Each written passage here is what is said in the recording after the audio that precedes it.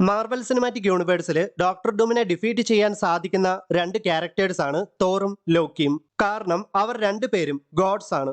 MCUവിൽ God's അല്ലാത്ത എന്നാൽ doctor ഡൂമിനെ ഡിഫീറ്റ് ചെയ്യാൻ സാധിക്കുന്ന അല്ലെങ്കിൽ ഡോക്ടർ ഡൂമിനെ ഡിഫീറ്റ് ചെയ്യാൻ സാധ്യതയുള്ള ക്യാരക്ടേഴ്സ് ആരൊക്കെയാണെന്ന് നമുക്കൊന്ന് നോക്കിയാലോ. Number 1, gene grey.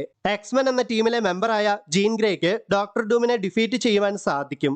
അവഞ്ചേഴ്സ് ഡൂംസ്ഡേയിൽ എക്സ്മെൻ ഉണ്ടാകുമെന്ന് കൺഫേം ആയതാണ്. സോ അവഞ്ചേഴ്സ് ഡൂംസ്ഡേയിലും അവഞ്ചേഴ്സ് സീക്രട്ട് വാർസിലും ജീൻ ഗ്രേ അപ്പിയർ ചെയ്യുമെന്ന് നമുക്ക് പ്രതീക്ഷിക്കാം. Number 3, doctor strange. Doctor strange എന്ന മൾട്ടിവേഴ്സ് ഓഫ് മാഡ്നസിൽ ഡാർക്ക് ഹോൾഡിനെ പൊസസ് ചെയ്ത ഡോക്ടർ സ്ട്രേഞ്ച് വളരെ പവർഫുൾ ആയിട്ട് മാറിയിരിക്കുകയാണ്. അദ്ദേഹത്തിന്റെ നെറ്റിയിലെ തേടായി തന്നെ അതിന് വലിയൊരു ഉദാഹരണമാണ്.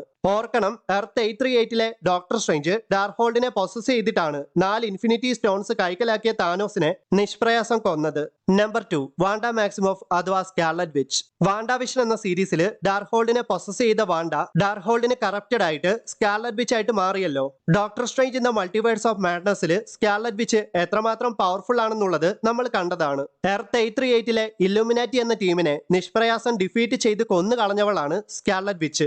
നമ്പർ 1, സെൻട്രി അല്ലെങ്കിൽ വോയിഡ്. തണ്ടർബോൾസ് എന്ന മൂവിയിലാണ് സെൻട്രി അല്ലെങ്കിൽ വോയിഡ് ആദ്യമായിട്ട് പ്രത്യക്ഷപ്പെടുന്നത്. മില്യൺ എക്സ്പ്ലോഡിംഗ് സൺസിന്റെ പവേഴ്സ് ആണ് സെൻട്രിക്കുള്ളത്.